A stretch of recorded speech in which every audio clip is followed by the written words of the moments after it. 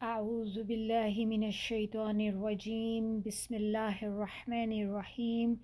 انشاءاللہ آج ہم کریں گے سورہ نور کی آیات 47 سے لے کر 57 تک۔ اس کا ترجمہ ہم پہلے کرتے ہیں۔ بسم اللہ الرحمن الرحیم۔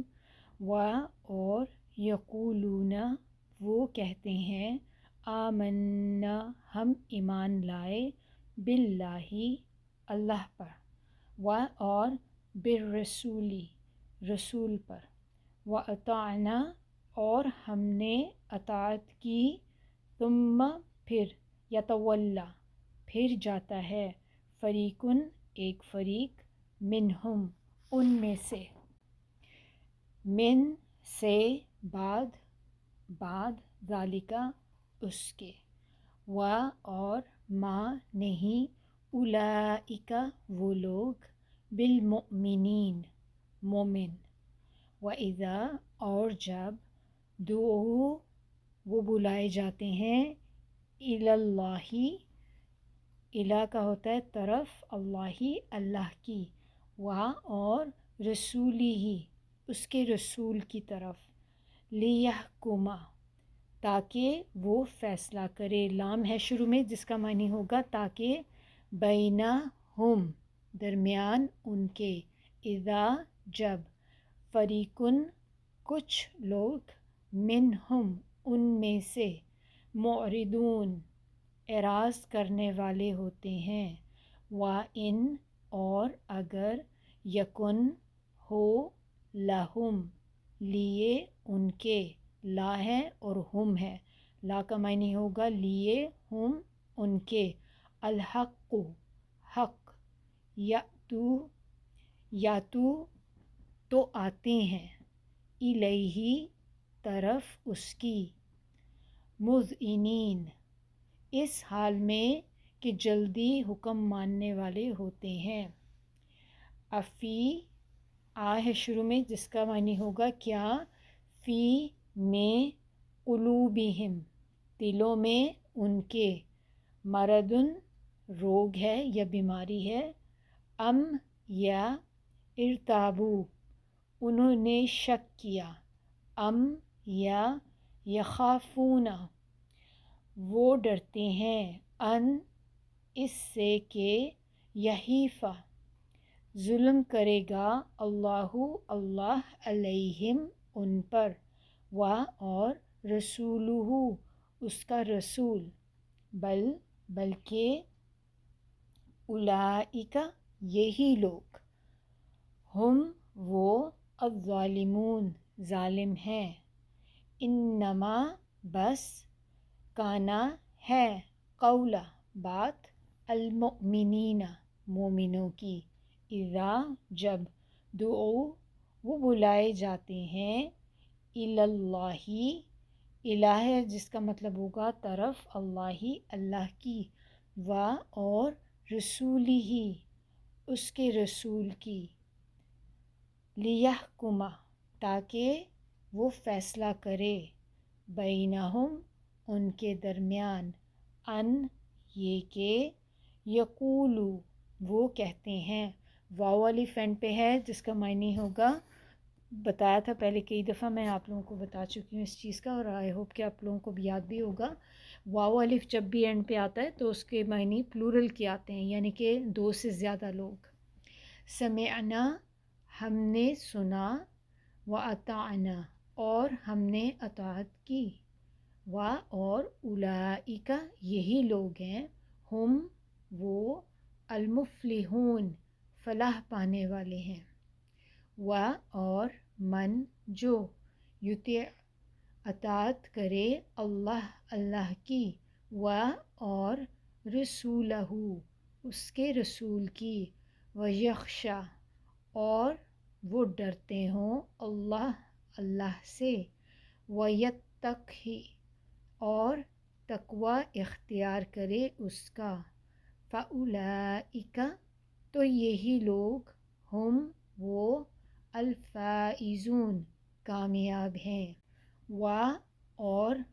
اقسموا انہوں نے قسمیں کھائیں، باللہ اللہ کی، جہدہ پکی یا پختہ، ऐमानिहिम कसमें अपनी, लइन अलबत्ता अगर, अमरतहुम आप हुक्म दें, हम उनको, लयखरुजुन्ना तो अलबत्ता वो ज़रूर निकलेंगे। हमने आप लोगों को याद होगा कि इसमें पहले भी हम बात कर चुके थे कि ये जब आता है ना इस तरह से, तो दो ताकीदें हैं इस लफ्ज़ में। पहली ताकीद जो है वो लाम से है जिसका मतलब होगा अलबत्ता। दूसरी ताकीद इसमें जो है वो नून शद्दा है एंड पे। तो जब हम ये लिखेंगे इसकी ट्रांसलेशन, तो ये दोनों चीज़ों का लिखना ज़रूरी है। तो क्या मायने हो गया इसका, लयखरुजुन्ना तो अलबत्ता वो ज़रूर निकलेंगे, कुल कह दें, ला नहीं, तुक़सिमु तुम कसमें खाओ, ताअतुन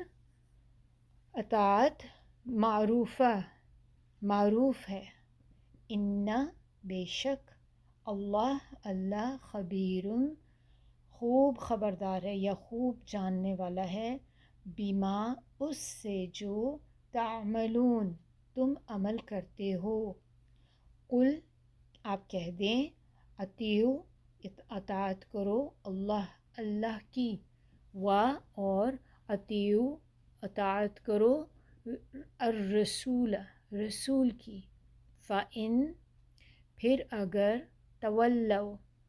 तुम रूगर्दानी करो या मुँह फेरो, फ़इन्नमा तो बस, अलैहि उसके ज़िम्मे है या उसके ऊपर है, माँ जो कुछ, हुम्मिला इस पर वज़न रखा गया या बार रखा गया। हमल से है, हमल भी देखें वज़न होता है ना, जो उठाती है औरत उठाती है तो वज़न होता है वो भी। तो यही यहाँ पे है कि हुम्मिला उस पे वज़न रखा गया, व अलैकुम और तुम्हारे ऊपर है, माँ जो कुछ,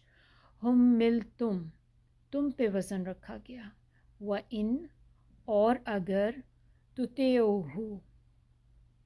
तुम अतात करोगे, हु है एंड पे तो इसका मतलब होगा उसकी, तहतदू तो तुम हिदायत पा जाओगे, वा और माँ नहीं, अला है यानी कि ज़िम्मे है या ऊपर है, अर्रसूली रसूल के, इल्ला मगर, अलबलागु पहुँचा देना, अलमुबीन खुल्लम खुल्ला, वादल्लाहु वादा का मतलब होता है वादा, जैसे हम उर्दू में भी कहते हैं वादा किया, अल्लाह ने, अल्लज़ीना उन लोगों से जो, आमनू ईमान लाए, मिनकुम मिन से, कुम तुम, व आमिलू और उन्होंने अमल किए, अस्सॉलिहाती नेक, लयस्तखलिफन्नहुम लाम है शुरू में जिसका होगा अलबत्ता, और इसमें भी आप देखें कि नून के ऊपर शद आ रही है और एंड पे हुम जो है वो ज़मीर है। तो कैसे इसका तर्जुमा होगा, अलबत्ता वो ज़रूर खिलाफत अता करेगा उन्हें, फ़ी में अल-अर्दी ज़मीन, कमा जिस तरह के, इस्तखलफ़ा उसने खिलाफत दी थी, अल्लज़ीना उन लोगों को, मिन से, क़ब्लिहिम उनसे पहले, वला युमक्किनन्ना ये फिर से वही आ गया, वला युमक्किनन्ना लाम है शुरू में और एंड पे नून मुशद्दद है तो होगा, और वा जो है शुरू में और का है, अलबत्ता वो ज़रूर मज़बूत कर देगा, ला लिए हम उनके, दीनहुम उनका दीन, अल्लज़ी वो जो, इर्तदा उसने पसंद किया, ला लिए हम उनके, वला युबद्दिलन्नहुम ये फिर से देखें इसमें काफ़ी सारे ये वाले आ रहे हैं तो इंशाल्लाह यहाँ से काफ़ी प्रैक्टिस हो जाएगी हमारी। वा और लाम है तो अलबत्ता, युबद्दिलन्नहुम वो ज़रूर बदल कर देगा उन्हें, मिम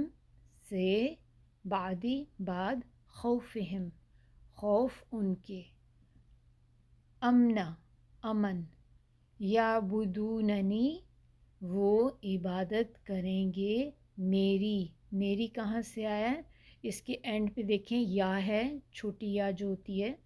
وہ یا جب آتی ہے اینڈ پہ تو اس کا مطلب ہوتا ہے میری، لا نہیں، یشرکون وہ شریک ٹھہرائیں گے، بھی میرے ساتھ، شیئن کسی چیز کو، ومن اور جو کوئی، کفرا کفر کرے گا، بعد بعد، ذالکا اس کے، فاولئک تو یہی لوگ، ہمو وہ، الفاسقون فاسق ہیں،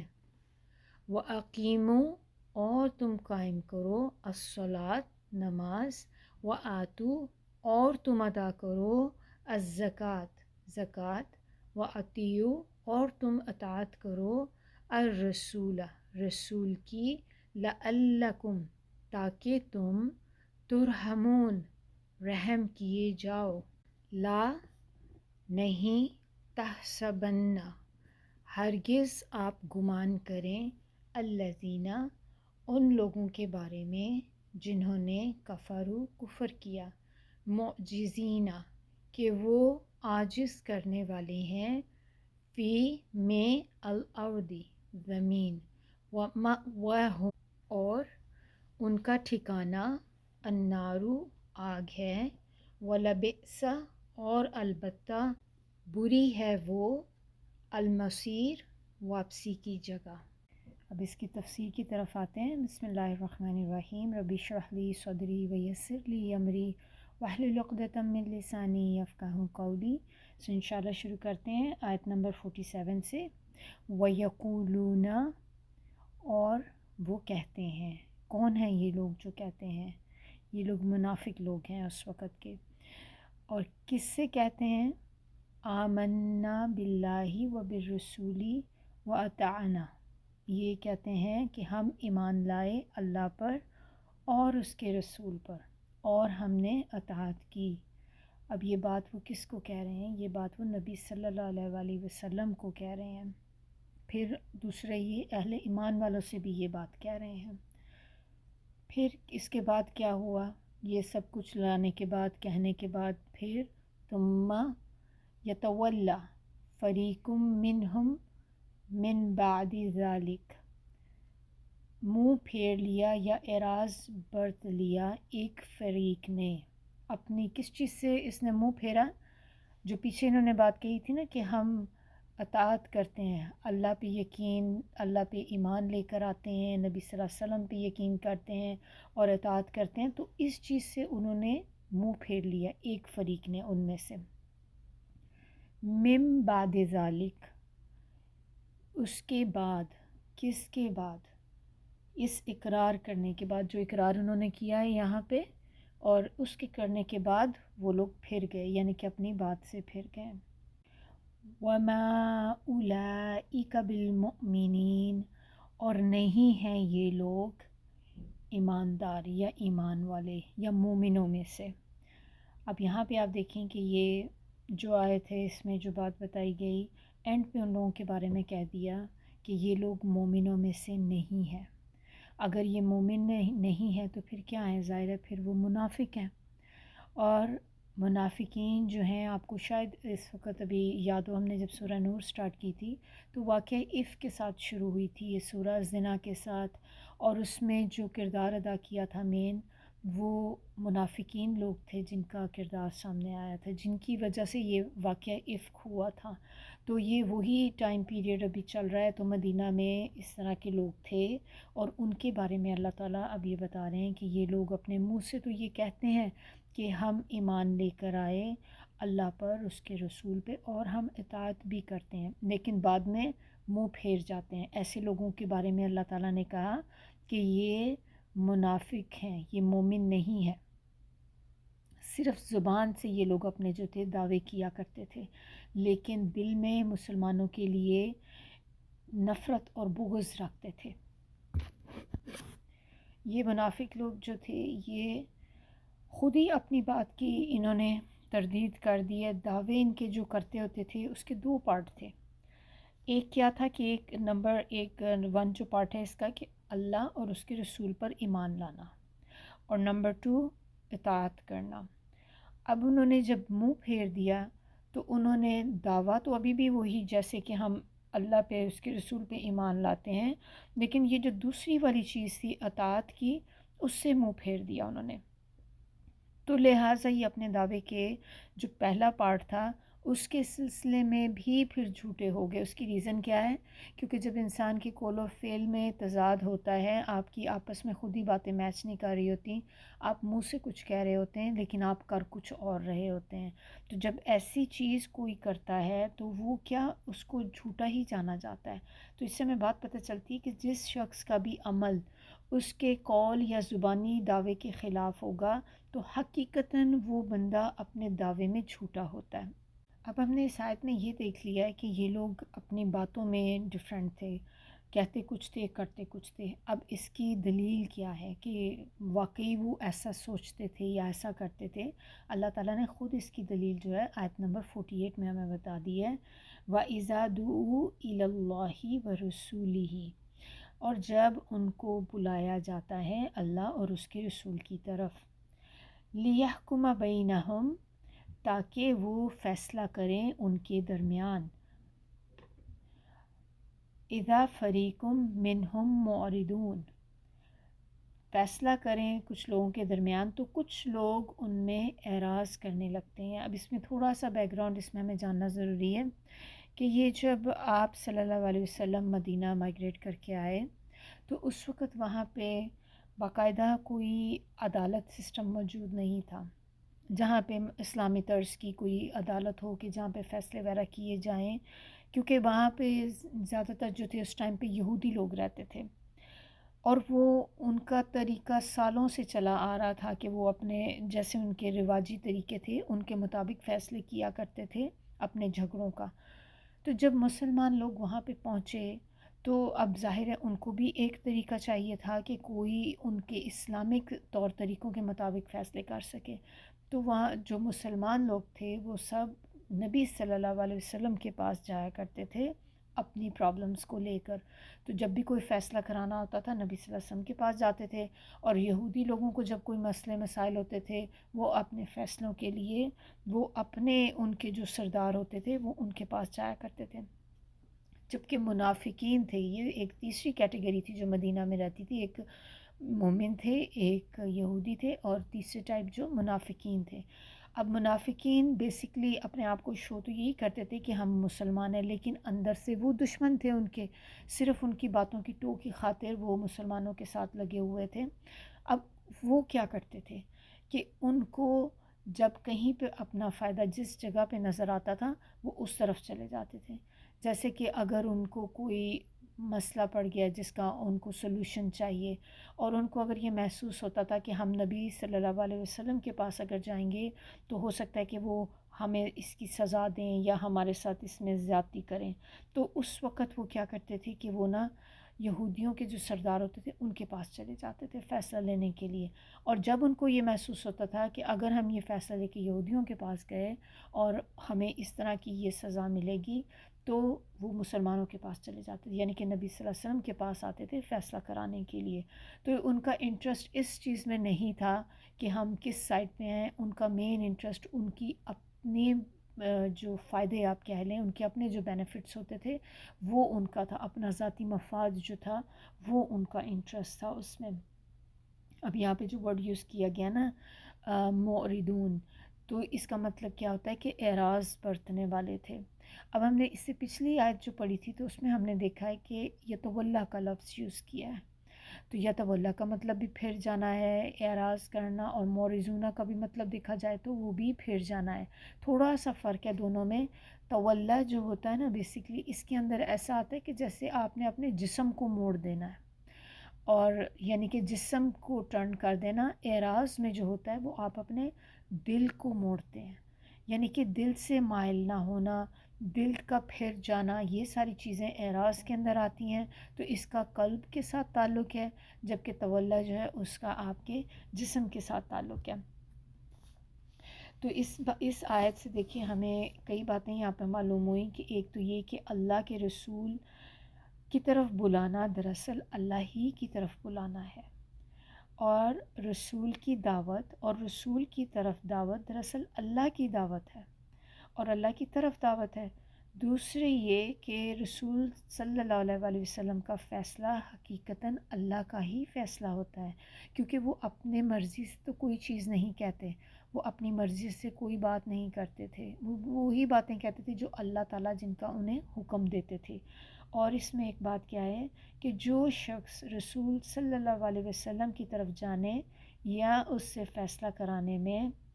اس فیصلے تسلیم کرنے سے اعراض کرے، یعنی کہ ان کے پاس جانے سے اوائڈ کرے، تو وہ مومن نہیں بلکہ منافق ہوتا ہے۔ اب ایک امپورٹنٹ پوائنٹ اس کے اندر جو ہے کہ اس آیت کا حکم آپ صلی اللہ علیہ وسلم کی صرف زندگی تک ہی محدود نہیں ہے، بلکہ اس کے علاوہ کوئی بھی اسلامی حکومت جہاں پہ بھی عدالتیں کتاب اللہ اور سنت رسول کے مطابق فیصلہ کرتی ہوں، یعنی کہ وہاں پہ شریعت نافذ ہو، ایسی عدالت کی طرف سے اگر کسی شخص کو بلاوا آ جائے تو وہ بلاوا اللہ اور اس کے رسول کی طرف سے ہی سمجھا جائے گا۔ پھر اس سے اگر کوئی منہ پھیرے یا اعراض کرے تو وہ مومن نہیں بلکہ منافق ہوگا۔ اور ہمارے اختلافی مسائل میں بھی آپ دیکھیں کہ اللہ تعالیٰ کی کتاب اور اس کے رسول کی جو سنت ہے وہ حکم کی حیثیت رکھتی ہے۔ حکم کا مطلب کیا ہوتا ہے؟ فیصلہ کرنے والی۔ اور کتاب و سنت میں ہمارے اکثر جو اختلافی جیسے مسائل ہوتے ہیں، تو اگر آپ دیکھیں تو آلموسٹ ہر چیز کا آنسر جو ہے اس میں موجود ہے۔ صرف فرق کیا ہے کہ ہم کبھی اس کو پڑھتے نہیں ہیں، ہم قرآن کو پڑھتے ضرور ہیں لیکن ہم سمجھتے نہیں ہیں، تو جب تک ہم نہیں سمجھیں گے ہمیں یہی نہیں پتہ چلتا کہ قرآن ہم سے بات کیا کر رہا ہے۔ اگر کوئی شخص کتاب و سنت کی طرف جانے یا اس کا فیصلہ ماننے سے اعراض کرے تو وہ بھی حقیقتاً مومن نہیں ہے بلکہ منافق ہے۔ اب اس میں یہ بھی آپ دیکھیں کہ بعض اوقات کیا ہوتا ہے کہ جب اس کتاب سے یا سنت کے مطابق اگر فیصلہ کرنے کا کہا جائے کسی کو، تو بعض اوقات لوگ بھی جو ہوتے ہیں نا اس سے اوائڈ کرنے لگ جاتے ہیں، کیونکہ وہ نہیں چاہتے کہ اس سے کوئی فیصلہ ان کو پتہ چلے، کیونکہ جب اس سے فیصلہ پتہ چلے گا تو ان کو چاروں نچار کرنا پڑے گا۔ تو اس لیے یہ کہ ہم ایسے پک اینڈ چوز نہیں کر سکتے کہ جہاں سے ہمارا فائدہ ہوگا، قرآن کی جو آیت تو ہمیں لگ رہی کہ ہمارے پہ سوٹ کرتی ہے ہم اس کو تو لے لیں گے، لیکن جو آیت ہم پہ نہیں کرتی، جس میں ہمیں نقصان اپنا نظر آ رہا ہے، ہم اس آیت کے بارے میں جاننے کی کوشش بھی نہیں کرتے۔ اب آیت نمبر 49، اب اس میں بتایا جا رہا ہے کہ ان کے ایٹیٹیوڈ کے بارے میں ہی بتایا جا رہا ہے کہ وہ کیا کام کرتے ہوتے ہیں۔ وَأَن يَكُن لَهُمُ الْحَقُّ يَأْتُوا إِلَيْهِ مُذْعِنِينَ، تو کرتے کیا ہیں بیسیکلی کہ اگر تو حق ان کے فائدے میں ہوتا ہے تو وہ بڑے فرما بردار بن کے اس طرف چلتے چلے آتے ہیں۔ یہ جو ورڈ یہاں پہ یوز ہوا ہے نا مذعنین، تو یہ بیسیکلی زعانہ ہے، زعانہ سے نکلا ہے، جس کے معنی ہوتے ہیں اطاعت کرنا، اقرار کرنا،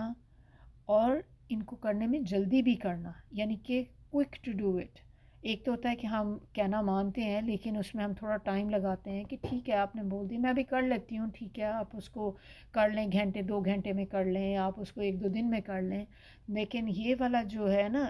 آنا، اس میں جلدی بھی ہے کہ یعنی کہ آپ نے جس وقت آپ جیسی سنتے ہیں آپ اسی وقت کر بیٹھتے ہیں اس کو، اور نہایت ہی فرما بردار بن کے ساتھ ہو لینا یا کسی کے اشاروں پہ چلنا، یہ سارے معنی جو ہیں زعانہ کے آتے ہیں۔ تو اس آیت سے بیسیکلی کیا معنی ہمیں پتہ چلتا ہے کہ منافق لوگ اللہ اور اس کے بلانے یا اس کے ہاں جانے سے اعراض صرف اس وقت کرتے ہیں جب انہیں یہ پتہ چل جاتا ہے کہ وہ دوسرے کا حق دبا رہے ہیں، اور اگر آپ رسول صلی اللہ علیہ وسلم کے پاس چلے گئے تو وہ یقیناً حق کے مطابق فیصلہ کریں گے، لہٰذا ان کے پاس جانے میں تو ہمیں نقصان ہوگا۔ تو جب یہ ان کو بات پتہ چل جائے تو وہ پھر نہیں جاتے، وہ پھر اس سے اعراض برتتے ہیں، لیکن جیسے ہی ان کو یہ معلوم ہو کہ ہم حق پہ ہیں اور یا دوسرے کا حق اس میں سے نکلتا ہو تو وہ بلا چو چرا بڑے فرما بردار بن کے نبی صلی اللہ علیہ وسلم کے ساتھ ہو لیتے ہیں۔ اور کیونکہ انہیں پتہ ہوتا ہے کہ نبی صلی اللہ علیہ وسلم تو آلویز حق کے مطابق ہی فیصلہ کریں گے، تو یہ لوگ جو ہیں یہ بیسکلی رسول صلی اللہ علیہ وسلم کی اطاعت نہیں کرتے یا ان کی اتباع نہیں کرتے، یہ اپنے فائدے کی اتباع کرتے ہیں۔ اب اگلی آیت میں بتایا جا رہا ہے کہ یہ ساری چیزیں ہم نے دیکھ لی، لیکن یہ ایسا کرتے کیوں ہیں؟ افی قلوبہم مردن، تو کیا ان کے دلوں میں کوئی روگ ہے، کوئی بیماری ہے؟ مرض ہمیں بھی پتہ ہے، مرض کس کو کہتے ہیں، اردو میں بھی کہتے ہیں ہم بیماری کو، کہ کیا ان کے دلوں میں کوئی بیماری ہے، انہیں کوئی بیماری لگی ہوئی ہے؟ تو وہ کس چیز کی بیماری ہے؟ اب بیماری جیسے ان کی ہے کفر کی، یہ بیماری ان کو لگی ہوئی ہے جس کی وجہ سے وہ یہ حرکتیں کرتے ہیں۔ دوسری چیز ان کو کیا ہے؟ نفاق۔ تیسری چیز دنیا کی محبت۔ تو یہ ساری چیزیں جو ہیں جس کی وجہ سے اللہ تعالیٰ نے اس کو دل کی بیماری کہا گیا کہ ان کے دل میں بیماری لگی ہوئی ہے۔ یا ارتابو، یا وہ شک میں ہے۔ اب کس چیز کے شک میں پڑے ہوئے ہیں؟ وہ شک میں اس کے ہیں کہ آپ صلی اللہ علیہ وسلم کی نبوت کے بارے میں شک میں پڑے ہوئے ہیں کہ نبی صلی اللہ علیہ وسلم سچے پیغمبر ہیں بھی کہ نہیں، یہ جسٹ ایسی بات نہیں کر رہے۔ پھر اس کے علاوہ یہ شک میں اللہ کی کتاب کے بارے میں بھی شک میں پڑے ہوئے ہیں کہ پتہ نہیں یہ کتاب اللہ کی طرف سے ہے کہ نہیں، کہ نبی صلی اللہ علیہ وسلم نے اپنی طرف سے ہی گڑھ لی ہے یہ۔ تو اگلا پارٹ اس کا جو ہے ولاد، اور یا وہ ایک تو شک میں تھے، یا پھر یخافونا، وہ ڈرتے ہیں، این یحیف اللہ علیہم و رسولہ، کہ اللہ اور یا اللہ کا رسول جو ہے ان کی حق تلفی کریں گے۔ اب یہ تین چیزیں ہمیں اس آیت سے یہاں پہ پتہ چلتی ہیں، ان کی ریزنز جو اللہ تعالیٰ نے ہمیں بتا دیں کہ ان کی یہ جو ایٹیٹیوڈ ہم نے پچھلی آیت میں بھی پڑھا کہ یہ ایک تو اعراض برتتے ہیں، دوسرا جب ان کے فائدے کی بات ہوتی ہے تو اس طرف بھاگے چلے جاتے ہیں، ورنہ یہ اپوزٹ ڈائریکشن میں جانا شروع کر دیتے ہیں۔ تو تین وجوہات ہمیں یہاں پہ اللہ تعالیٰ نے ہمیں بتا دی۔ نمبر 1، ایک تو یہ کہ وہ سچے دل سے ایمان نہیں لایا ہو وہ بندہ جو یہ کام کرتا ہے، بلکہ اپنے ذاتی مفادات کے حصول کی خاطر مسلمان ہو گیا ہو۔ نمبر 2، اس میں جو بات آتی ہے کہ وہ کسی شک و شبے میں مبتلا ہو کہ واقعی یہ شخص اللہ کا رسول ہے بھی یا نہیں، یہ قرآن اللہ کا کلام ہے یا نہیں، آخرت کے دن کے اوپر بھی ان کو شک ہو کہ پتہ نہیں ایک آخرت کا دن آنا بھی ہے کہ نہیں، جزا سزا کا عقیدہ بھی آپ دیکھیں کہ ان لوگوں کے لیے جو تھی وہ قیامت پہ یقین نہیں رکھتے تھے، آخرت پہ کہ یہ ایک دن قیامت کا آئے گا، اور من گھڑت باتیں ان کو کہا کرتے تھے وہ۔ اور تیسری چیز اس سے جو ہمیں اس آیت سے پتہ چلتی ہے کہ ان کو اللہ اور اللہ کے رسول کو مان لینے کے بعد یہ بھی ان کو ایک خوف ہوتا ہے کہ قرآن کے فلاں حکم نے تو ہمیں ذلیل کر کے رکھ دیا، یعنی کہ قرآن کی کوئی آیات تو ان کے لیے بہت بھاری ہیں، کچھ جو فائدے والی وہ بڑی آسانی سے لے لیتے ہیں، اور اس کی وجہ سے تو ہم مصیبت میں پڑ گئے ہیں، یعنی کہ قرآن کی آیات کو فالو کرنے سے، اور یا یہ کہ رسول اللہ صلی اللہ علیہ وسلم کا فلاں فلاں طریقہ جو ہے وہ ہمارے حکم کے لیے سخت نقصان دہ ہے۔ تو یہ تینوں صورتوں میں سے جو بھی صورت ہو ان کے ظالم ہونے میں تو کوئی بھی شک نہیں، جو ہمیں اللہ تعالیٰ اگلے پارٹ میں بتا رہے ہیں، بل اولئک هم الظالمون، بلکہ یہ خود ہی ظالم ہے۔ نبی صلی اللہ علیہ وسلم نے، اللہ تعالیٰ نے ان پہ کیا ظلم کرنا ہے، وہ خود ہی ظالم ہے کہ وہ اپنے نفس کے اوپر جو ہے ظلم کر رہے ہیں۔ اور ظلم کیسے؟ دیکھیں کہ ایسا شخص جو ہوتا ہے نا وہ خود بھی ایک فریب میں مبتلا ہوتا ہے، یعنی کہ ایک اپنے آپ کو بھی دھوکہ دے رہا ہے وہ، اور سب سے بڑا دغا باز ہے وہ ایک خیانت کرنے والا بندہ جو اپنے ساتھ بھی خیانت کر رہا ہے، یعنی کہ وہ تو خود اپنے ساتھ بھی سنسیئر نہیں ہے، صرف اپنے ذاتی مفادات کی خاطر مسلمان بنا ہوا ہے۔ اس سے وہ کیا کرتا ہے؟ مسلمانوں کو بھی دھوکہ دیتا ہے، اپنے آپ کو بھی دھوکہ دیتا ہے، اور اپنے آپ پہ دھوکہ دینا اپنے آپ پہ ظلم کرنے کے برابر ہے، اور اسی طرح وہ دوسرے مسلمانوں پہ بھی ظلم کر رہا ہے، کیونکہ اس سے کیا ہوتا ہے کہ لوگ تو آپ کے دل کا حال نہیں جانتے کہ آپ اندر سے کچھ ہے باہر سے کچھ ہے، تو وہ ایسے بندے پہ ٹرسٹ کر لیتے ہیں. جب وہ اس پہ ٹرسٹ کرتے ہیں تو ظاہرہ اس کے ساتھ اپنی امپورٹنٹ چیزیں بھی شیئر کرتے ہیں، اور اس کے ساتھ بہت سے جو ایسے کام ہے کہ جو آپ کوئی منافق ہو تو آپ اس کے سامنے نہیں بتانا چاہتے. جیسے کوئی آپ کی پلاننگز ہیں جو آپ نے کرنی ہے، کوئی جنگ کی پلاننگ کرنی، یا آپ نے اپنے کوئی ڈیلی معاملات میں ہی جو اس دوران میں ہوا کرتے تھے، تو یہ منافق لوگ جو آتے تھے وہ اس کی ٹو میں لگ جاتے تھے اور جا کے پھر ان کو طریقے سے نقصان پہنچانے کی کوشش کیا کرتے تھے. اب اس سے آگے والی آیت جو ہے آیت نمبر 51، اس میں دیکھیں کہ انما کانا قول المؤمنین اذا دعوا الی اللہ ورسولہ. اب یہ کمپیریزن میں بتایا گیا ہے. آیت نمبر 50 کا جو کمپیریزن ہے اس کے بعد اس میں بتایا گیا ہے کہ یہ تو اب تک ہم نے جو آیات تھیں اس میں دیکھ لیا کہ منافقین جو تھے ان کا ایٹیٹیوڈ ہم نے دیکھا، کیسا بیہیویئر ان کا، وہ ان کا کرنے کا طریقہ کہ وہ کیا کیا کرتے تھے، جہاں پہ ان کو اپنا فائدہ نظر آتا تھا اس طرف ٹرن کرتے تھے. اور جب کہ یہاں پہ اب مومنوں کا حال بتایا جا رہا ہے کہ جب مومنوں کو بلایا جاتا ہے، ان کو اللہ اور ان کے رسول کی طرف بلایا جائے، کس لیے؟ لیحکم بینہم، تاکہ وہ ان کے درمیان فیصلہ کر سکیں. تو کیا کرتے ہیں وہ؟ پچھلا آپ کو ذہن میں ہونا چاہیے کہ منافقوں کا ایٹیٹیوڈ کیا تھا، اب یہ مسلمانوں کا ایٹیٹیوڈ یا آپ مومنوں کا دیکھ لیں. این یقولو، تو وہ کہتے ہیں سمعنا و اطعنا، ہم نے سن لیا اور اطاعت کی. وَأُولَئِكَ هُمُ الْمُفْلِحُونَ، اور یہی وہ لوگ ہیں جو کامیاب ہیں. جبکہ جو پیچھے جو لوگ تھے منافق، ان کے بارے میں کیا کہا گیا؟ اولئک هم الظالمون، اور یہاں پہ کیا کہا؟ اولئک هم المفلحون. مفلحون جو ہے یہ فلاح سے ہے. فلاح کا کیا مطلب ہوتا ہے؟ فلاح کہتے ہیں کہ ناپسندیدہ چیز کو دور کر دینا یا اس سے بچ جانا. جو چیز آپ کو ناپسند ہو اپنے آپ کو اس سے دور کر دینا، یا اس چیز کو اپنے سے دور کر دینا، اور اپنی جو پسندیدہ چیز ہے اس کو حاصل کر لینا. فلاح کے اندر تو آپ ایسے کہہ لیں کہ اپنے کسی مطلوب کو حاصل کرنا اور گول اچیو کر لینا، یہ ساری چیزیں فلاح کے اندر آ جاتی ہیں. کہ جب انسان اپنا کوئی گول اچیو کر لے تو وہ کہہ سکتا ہے کہ ہاں مجھے فلاح پا لی، فلاح مل گئی. آپ کو اپنا جو ٹارگٹ تھا وہ آپ نے لے لیا. اب اس کا دو معنی آپ اس کے لکھ لیں. ایک حصول المطلوب اور دوسرا ہے دفع المکروہ. عربک میں اس طرح سے ہے. تو یعنی کہ حصول المطلوب، آپ نے اپنا جو آپ کو جو مطلوب تھی چیز، جو کام آپ کرنا چاہ رہے تھے اس کو آپ نے حاصل کر لیا. اور دوسری چیز دفع المکروہ، دفع کا مطلب دفع سے کہ دور کر دی آپ نے وہ چیز جو مکروہ تھی، جو آپ کے لیے اچھی نہیں تھی. اب یہ حصول المطلوب جو چیز ہے کہ انسان اپنا دیکھیں مطلوب کیسے حاصل کرتا ہے. آپ کوئی بھی ٹارگٹ سیٹ کرتے ہیں کہ مجھے یہ کام کرنا ہے، اتنے دن میں کرنا ہے اور اس طرح کا کرنا ہے، میں نے اتنے گریڈ لینا ہے، میں نے اے گریڈ میں پاس ہونا ہے، میں نے ہائیسٹ پوزیشن لینی ہے. جو بھی آپ اپنا ٹارگٹ سیٹ کرتے ہیں پھر اس کے لیے آپ کو ایفرٹس کرنی پڑتی ہیں اور اس کے لیے کام کرنا پڑے گا. تو اب ایفرٹس تو جب آپ کریں گے ظاہر ہے تو وہ اطاعت ہے نا، اس میں آپ اپنے اس کام کو پھر فالو بھی کریں گے. جو آپ نے ایک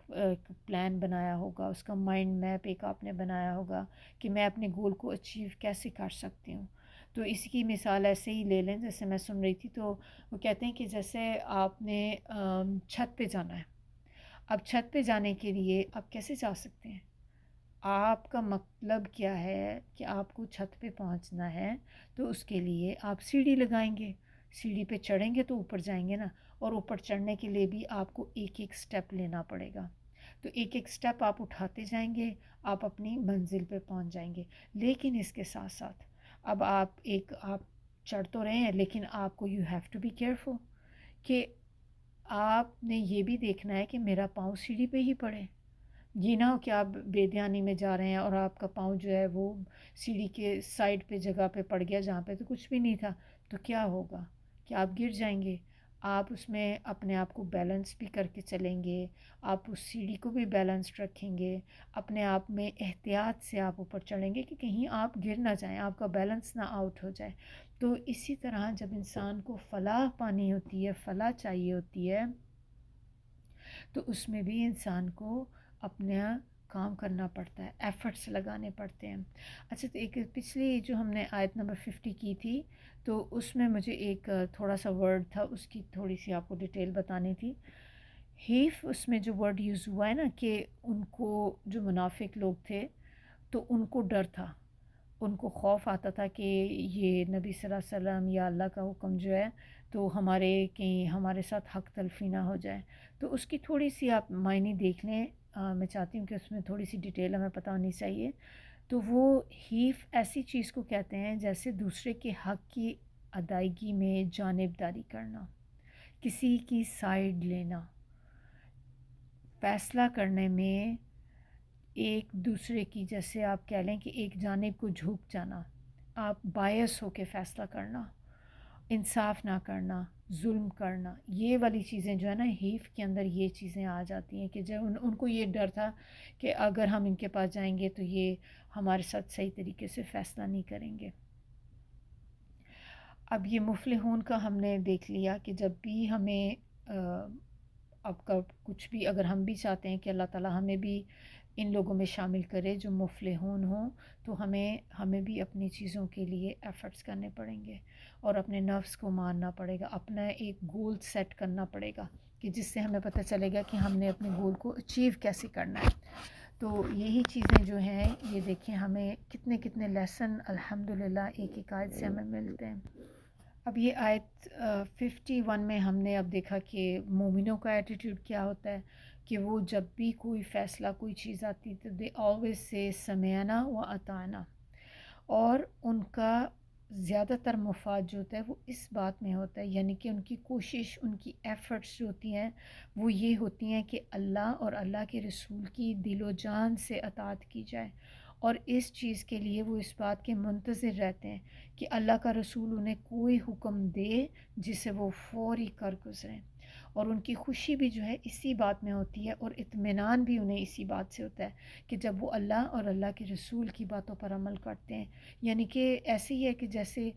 ریڈی ہوتے ہیں بالکل کہ جیسے ہی ان کا کوئی حکم آئے اور یہ اسی وقت اس کو چونچرا کیے بغیر ایکسیپٹ کر لیتے ہیں، ریگارڈلیس آف، چاہے اس میں ان کو کتنا بھی یہ محسوس ہو کہ اس میں ہمیں اپنا نقصان نظر آ رہا ہے اور یہ کروں گا تو مجھے اس کا جو ہے ایک کانسیکوینسز ہوں گے اس کے، تو لیکن وہ اس چیز کی بالکل پرواہ نہیں کرتے کیونکہ ان کا مین فوکس جو ہے اللہ کی رضا اور اللہ کے رسول کی رضا ہے. اور جن لوگوں نے اپنی تمام تر اپنی جو وشز تھیں، خواہشات تھیں اور ان کے جو فائدے تھے اس کو اللہ اور اللہ کے رسول کی رضا کے تابع، رضامندی کے لیے تابع بنا دیا، تو اللہ تعالیٰ بھی ایسے لوگوں کی حمایت اور ان کو فتح نصیب کرتے ہیں، نصرت فرماتے ہیں ان کی. وہ دنیا میں بھی اللہ تعالیٰ ان کو کامیاب بنائیں گے اور آخرت میں بھی ایسے ہی لوگ کامیاب ہوں گے. اللہ تعالیٰ ہم سب کو بھی توفیق دے کہ ہم بھی ایسے لوگوں میں شامل ہو سکیں کہ ہم اللہ کو راضی کرنے والے ہوں، اور اللہ تعالیٰ ہمیں بھی ان دن دیکھیں دنیا کی کامیابی جو ہے وہ بھی امپورٹنٹ ہے، لیکن دنیا جو ہے بہت چھوٹی ہے. اصل کامیابی تو وہ ہے جو آخرت میں انسان کو ملے گی. اور یہ نہ ہو کہ ہم دنیا کی کامیابی میں اتنے مگن ہو جائیں، اس کے ٹارگٹ اچیو کرنے کے پیچھے تو لگے رہیں اور آخرت کو بھول جائیں. دنیا کو بھی ٹائم دیں، آخرت کو بھی ٹائم دیں، ہر چیز کو اتنا ٹائم دیں جتنی وہ اس کو ڈیزرو کرتی ہے. دنیا شارٹ ہے، آخرت ایٹرنل ہے، ہمیشہ کے لیے. آخرت جو ہے وہ کبھی ختم ہونے والی نہیں ہے. تو وہ جو لائف ہے نا، جتنا پارٹ اس کا ہے اس کے لیے اتنی ایفرٹ کریں، جتنا پارٹ دنیا کا ہے اس کے لیے اتنی ایفرٹ کریں. قیامت کے دن لوگ ایک دوسرے سے پوچھیں گے کہ تمہیں پتہ ہے ہم دنیا میں کتنا وقت گزار کے آئے ہیں؟ تو کہیں گے کہ شاید آدھا دن، آدھا یا مے بی آدھے سے زیادہ ایک دن، یعنی کہ اس وقت آپ سوچ کے دیکھیں، اس ٹائم پیریڈ پہ اپنے آپ کو رکھ کے کہ وہ دن کیسا ہوگا کہ جس کے آگے انسان کو اپنی پوری زندگی گزاری ہوئی۔ اب اس میں آپ لے لیں کہ وہ لوگ بھی جو بہت بہت لمبی عمریں جنہوں نے پائی ہیں، مثال کے طور پہ سوچیں کہ کوئی اگر 100 ایئرس تک چلا گیا ہے، 100 سے اوپر سال کا ہو گیا ہے، وہ بھی بندہ قیامت کے دن یہ کہے گا کہ ایک دن شاید رہا ہوں، آدھا دن رہا ہوں، یعنی کہ وہ دنیا میں اتنا ٹائم جو سپینڈ کر کے گیا ہے اس دن کے مقابلے میں وہ دن ان کو اتنا چھوٹا لگے گا۔ لیکن ہماری جو کوششیں ہیں وہ اس ایک دن کے لیے اتنی زیادہ ہیں، اور جہاں پہ ہم نے ہمیشہ رہنا ہے اس کے لیے ہماری تو کوششیں کچھ بھی نہیں۔ اور ہم کیا کہتے ہیں، ہم آپ دیکھیں زیادہ تر لوگ سے جب ہم بات کرتے ہیں کہتے ہیں ہمارے پاس ٹائم نہیں ہے، ابھی ہم یہ نہیں کر سکتے، ابھی ہمارے بچے چھوٹے ہیں، ابھی میں یہ کر رہی ہوں، میرے پاس جاب ہے، مجھے لانا بچوں کو پک اینڈ ڈراپ کرنا ہے۔ جب آپ کے سامنے ایک اپنا گول آ جاتا ہے اور آپ کو اندازہ ہو جائے کہ بیلنس کیسا ہے، کہ قیامت کا دن اور دنیا کی زندگی کا آپس میں بیلنس کیا ہے، ریشیو کیا ہے ان کی، تو بندہ خود ہی اپنے اندر سوچتا ہے کہ یہاں پہ تو جب رہنا ہی بہت تھوڑی دیر کے لیے، تو میں اس میں کیوں کھپاؤں اپنے آپ کو، اپنے آپ کو تھکانا ہے، اپنے آپ کو کھپانا ہے تو اس آخرت کے لیے کھپائیں جہاں پہ ہم نے ہمیشہ رہنا ہے۔ اور بلیو می کہ جو سب سے زیادہ سکیری پارٹ ہے کہ آخرت میں جب ایک دفعہ جب ہم چلے جائیں گے اس ٹائم پہ دیر از نو یو ٹرن، ہمارے سامنے ہماری زندگی ایک لائف جو ہے مووی کی طرح چلے گی، اور اس وقت ہمیں اپنے ایک ایک وقت کا احساس ہوگا کہ کاش میں نے اس وقت بھی تھوڑا سا اور اچھا کام کر لیا ہوتا، یہ جو وقت میں یہاں بیٹھ کے ضائع کر رہی تھی اس میں بھی میں نے کچھ تھوڑا سا ذکر کر لیا ہوتا، کچھ تھوڑا قرآن پڑھ لیا ہوتا، کوئی نیکی کا کام کر لیا ہوتا، تو آج میں اتنی پریشان نہ ہوتی۔ اللہ تعالی ہمیں اس دن کی حسرتوں سے بچائے۔ دنیا کی کامیابی کو ضرور اچیو کریں لیکن اپنی آخرت کو کمپرومائز کر کے نہیں۔ دنیا کو اتنا ہی ٹائم دیں جتنا دنیا ڈیزرو کرتی ہے، اور آخرت کو اتنا ٹائم دیں جتنا آخرت ڈیزرو کرتی ہے۔ اب آیت نمبر 52 میں بتایا جا رہا ہے کہ جو لوگ یہ کام کرتے ہیں، یعنی کہ سمعنا و اطعنا اگر یہ کرتے ہیں، وَمَن یُطِعِ اللَّهَ وَرَسُولَهُ، جو بھی اطاعت کرے گا اللہ کی اور اس کے رسول کی، وَيَخْشَ اللَّهَ، اور وہ ڈرے گا اللہ سے، وَيَتَّقْهِ، اور وہ تقوی اختیار کرے گا اس کا، اللہ کا، یعنی کہ فَأُولَئِكَ، تو یہی لوگ، ہم الفائزون، جو فلاح پانے والے ہیں۔ پہلے ہم نے فلاح کا ورڈ پڑھا تھا نا، اس میں ہم نے دیکھا تھا کامیابی پانے والے ہیں، فائزون بھی کامیابی، تو دونوں ورڈ جو ہیں کامیابی کے لیے آتے ہیں، مفلحون بھی فائزون بھی۔ تو یہاں پہ بتایا گیا کہ الفائزون وہ کامیابی پانے والے لوگ ہیں۔ تو فائزون جو ہوتا ہے اس کے اللہ تعالیٰ نے کہا ہے کہ وہ کون لوگ ہوں گے جن کو جو فائزون ہوں گے۔ پہلے ہم نے دیکھا تھا کہ مفلحون کون سے لوگ ہوں گے، جو سنتے تھے اور اطاعت کرتے تھے، صرف اطاعت کرنا جو ہے وہ اس سے آپ فلاح پا جاتے ہیں۔ جبکہ یہاں پہ اب بتایا گیا ہے کہ الفائزون، کہ فائزون کون سے لوگ ہوں گے، جو اطاعت بھی کریں گے اللہ کے اور اس کے رسول کی، اللہ سے ڈریں گے بھی اور تقوی بھی اختیار کریں گے۔ یہ 3 شرائط ہیں اس کی، اگر آپ فائزون ہونا چاہتے ہیں تو یہ 3 کام کرنے پڑیں گے۔ اب دیکھیں کامیابی کی ہمیں 4 شرائط پتہ چلتی ہیں۔ نمبر 1 امپورٹنٹ ہے یہ، تو اس کو لکھ لیں۔ نمبر 1 اللہ کی اطاعت، نمبر 2 رسول کی اطاعت، نمبر 3 اللہ کا خوف، نمبر 4 اللہ کا تقوی۔ یہ 4 چیزیں اگر ہم کر لیں گے تو ہمیں بھی انشاءاللہ کامیابی نصیب ہوگی۔ اب اللہ کی اطاعت جو ہے وہ کیسے کر سکتے ہیں؟ اللہ کی اطاعت جو ہوتی ہے وہ اللہ کے فرائض کو پورا کرنا، ان کو پورا کریں جو اللہ نے فرض ہم پہ چیزیں کی ہیں، ان کو جب احسن طریقے سے ہم پورا کرتے ہیں تو اللہ کی اطاعت ہے۔ رسول کی اطاعت کیسے کی جا سکتی ہے؟ سنتوں کو پورا کرنے سے۔ اپنی سنتوں کو چھوٹا نہ سمجھیں، سنت سمجھ کے نہ چھوڑ دیں کہ یہ تو فرض نہیں ہے۔ جو لوگ سنتوں کو پورا کرتے ہیں، حدیث پہ عمل کرتے ہیں، تو یہ لوگ جو ہیں یہ ایک طرح سے رسول کی اطاعت ہوتی ہے۔ اللہ کا خوف کیسے ہم کر سکتے ہیں؟ اللہ کا خوف جو ہوتا ہے وہ جیسے کہ آپ نے اپنی زندگی میں جو بھی گناہ کیے ان کے بارے میں سوچیں اور ڈریں اللہ سے۔ جب آپ اپنے گناہوں کے بارے میں سوچتے ہیں کہ میں نے یہ گناہ کیے ہیں اور پھر اللہ سے ڈرتے ہیں، تو یہ والے خوف کا یہاں پہ ذکر کیا گیا ہے کہ اپنے گناہوں کو سوچ سوچ کے ڈریں، اللہ سے توبہ اختیار کریں۔ پھر اللہ کا تقوی، تقوی کیسے؟ اب ویسے تو ایک طرح سے دیکھا جائے تو اللہ کا خوف تقوی ایک ہی چیز مان لی جاتی ہے، لیکن تقوی بیسیکلی کیا ہوتا ہے؟ ایسا خوف جو انسان کو آگے کے گناہوں سے بچا لے۔ انسان پھر کیا کرتا ہے؟ جس میں تقوی آ جاتا ہے وہ پھونک پھونک کے قدم اٹھاتا ہے، بچ بچ کے چلتا ہے، ایسے جیسے انسان کسی خاردار جھاڑیوں کے اندر سے جب گزرتا ہے تو کیسے اپنے آپ کو بچا بچا کے نکلتا ہے، اپنے کپڑے سمیٹ کے نکلتا ہے کہ کہیں اس میں پھنس نہ جائیں۔ تو اس طرح سے جو متقی بندہ ہوتا ہے وہ اپنی لائف اس طریقے سے بچا بچا کے گناہوں سے، اپنے آپ کو گناہوں سے بچا کے لے کے چلتا ہے۔ یہ یخشا جو ہے خشیت ہے اس سے ورڈ، اور خشیت کیا ہوتی ہے؟ یہ بھی خوف ہوتا ہے، اور ایک لفظ ہوتا ہے جو ایک عام خوف ہوتا ہے۔ تو دیکھیں دونوں میں ڈفرینس ہے، اور یہ جاننا ہمارے لیے بہت ضروری ہے۔ خوف جو ہوتا ہے وہ ایک عام ٹرم ہے، ہمیں بہت سی چیزوں کا خوف ہوتا ہے جس کو انگلش میں فوبیا بھی کہتے ہیں۔ تو ڈر ہوتا ہے انسان کو، جیسے دیکھیں ایک نیچرل خوف جیسے ہوتے ہیں، سانپ کا خوف ہوتا ہے، آپ کو دشمن کا خوف ہوتا ہے، آپ کو کسی موذی جانوروں کا خوف ہوتا ہے، اسی طرح اور بہت سارے آپ کو جو خوف چیزوں سے ہو سکتے ہیں، کچھ کو تنگ جگہوں کا خوف ہوتا ہے۔ تو اس خوف کے اندر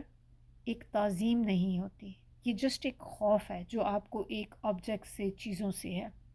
جبکہ خشیت جو ہے معنی اس کے بھی خوف کے آتے ہیں، لیکن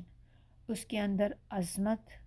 علم اور تعظیم یا ہیبت کی وجہ سے، ہیبت ہوتی ہے نا چیزوں کی، اس کی وجہ سے جب آپ کسی سے خوف کھائیں وہ خشیت کہلاتی ہے۔ تو خشیت میں جسٹ آپ کا ایک ایسی چیز سے ڈر نہیں ہوگا، بلکہ اس کی کسی ریزن کی وجہ سے آپ اس سے ڈریں گے، اور وہ اس کا علم ہو سکتا ہے، وہ اس کی ہیبت ہو سکتی ہے، عظمت اور تعظیم یا بڑائی کی وجہ سے۔ تو اللہ کا جو ڈر انسان کے اندر آتا ہے اس میں یہ ساری چیزیں شامل ہوتی ہیں کہ انسان اللہ سے کیوں ڈرتا ہے؟ کیونکہ اللہ پوری کائنات کا رب ہے، پوری کائنات کا کنٹرولر ہے، ہر چیز اللہ کے اختیار میں ہے، اور یہ جو جو کچھ بنا ہے ہمیں نظر آتا ہے، ہمیں بنانے والا، کائنات کو بنانے والا وہ رب ہی تو ہے۔ تو جب ہم اس کی عظمت دیکھتے ہیں کہ وہ رب کتنا بڑا ہے، یہ بڑائی اللہ کی جو ہے انسان کے اندر ایک کپ کپی ڈال دیتی کہ انسان کو خوف آتا ہے اس اللہ کے آگے کھڑے ہونے سے، کہ ایک دن میری پوچھ ہوگی کہ وہ اتنا بڑا رب ہے جس نے پوری کائنات کو بنایا ہے، میں کیا ہوں اس کے آگے؟ میری حیثیت کیا ہے؟ میں اپنے رب کے سامنے کھڑے ہو کے میں کیسے نافرمانی کرتی ہوں اللہ کی، میں کیسے اللہ کے حکموں سے منہ پھیرتی ہوں؟ تو جب آپ اپنے آپ کو سوچیں کہ وہ ذات کیا ہے اور ہماری حیثیت کیا ہے اللہ کے آگے، تو انسان کو اپنے اندر شرمندگی ہونی شروع ہو جاتی ہے کہ ہم تو اس قابل بھی نہیں کہ اپنے اللہ کے آگے سر بھی اٹھا سکیں، لیکن ہم کتنی ڈھٹائی کے ساتھ دیکھیں گناہ کرتے ہیں۔ جن چیزوں کا اللہ نے ہمیں حکم دیا ہے، ہمیں جو اچھی لگتی ہیں وہ تو ہم کر لیتے ہیں، جو ہمیں نہیں اچھی لگتی ہم اس کو پیچھے چھوڑ دیتے ہیں۔ تو ہمیں اس چیز کا خیال رکھنا چاہیے کہ اللہ کا خوف اور تقوی جب آئے گا، اور اس کے ساتھ اللہ کی اور اللہ کے رسول کی اطاعت جب آئے گی، تو تبھی ہم فائزون میں شامل ہو سکتے ہیں۔ اب نیکسٹ اس کی جو آیت ہے، آیت نمبر 53، اس میں اب بتایا جا رہا ہے وَأَقْسَمُوا بِاللَّهِ، اور وہ قسمیں کھاتے ہیں۔ کون کھاتے ہیں قسمیں؟ یہاں پہ یہ منافق لوگوں کی بات کی جا رہی ہے کہ جو منافق لوگ ہیں وہ قسمیں کھاتے ہیں۔ کیسی قسمیں کھاتے ہیں؟ जहद ऐमानिहिम, पक्की कसमें। जहदा का जो वर्ड है ना, इसके मायने होते हैं ताकत, मुशक्क़त और पक्की कसम। ये सारे मायने इसमें जहदा में आ जाते हैं। तो जहदा ऐमानिहिम, अपने ईमान की कसमें खाते हैं, कि कहते हैं कि आप हमें, यहाँ पे जो बेसिकली जो आयत जिस कॉन्टेक्स्ट में है, कि वो कहते थे कि आप हमें हुक्म करें, कसम से हम इसको पूरा करके दिखाएंगे, आप बस अपना ऑर्डर करें हमें,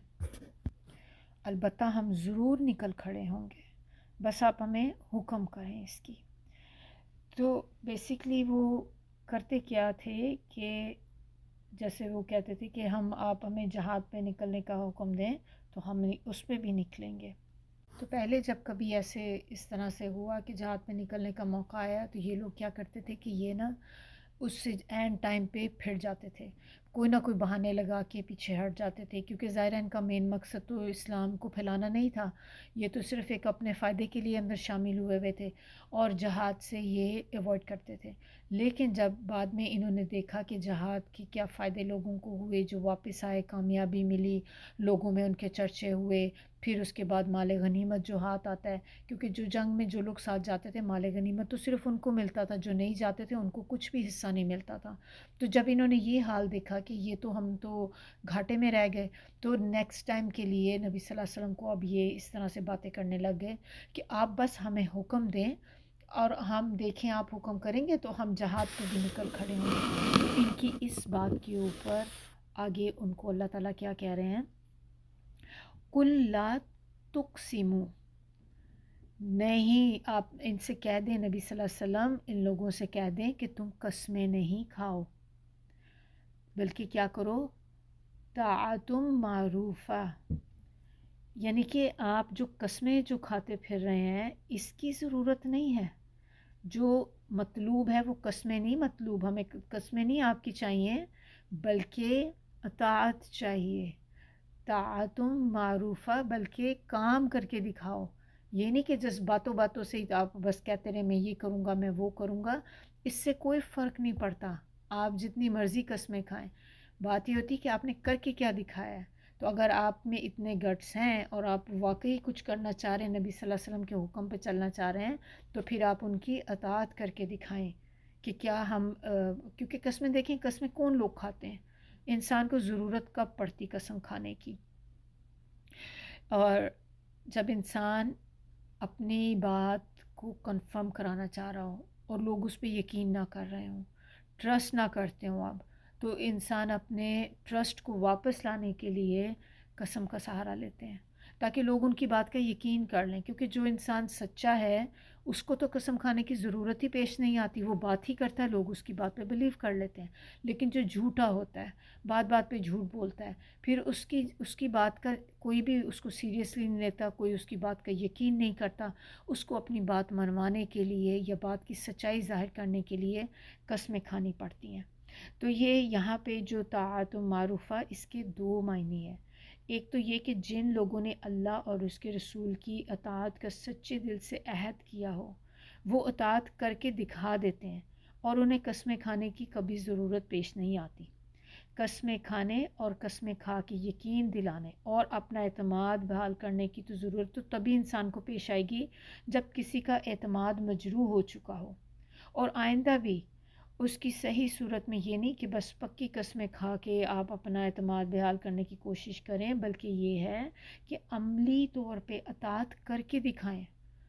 इस तरह कस्में खाने के बग़ैर ही उनका एतमाद जो है वो वापस आ जाएगा। क्योंकि अगर आप कसम नहीं भी खाते लेकिन आप प्रैक्टिकली वो काम करके दिखाते हैं, तो फिर आपकी वो कसम की ज़रूरत ही नहीं रह जाती कोई, क्योंकि आपने शो कर दिया अपने फेल से कि यस मैं कर सकता हूँ ये काम, और यही मतलूब है। और दूसरा मायने इसका ये भी एक हो सकता है कि जितनी और जैसी वो अताअत कर रहे हैं वो तो पहले से ही सबको मालूम है। यानी कि पहले भी ये लोग ऐसी बढ़-बढ़ के बातें बनाते थे और अपना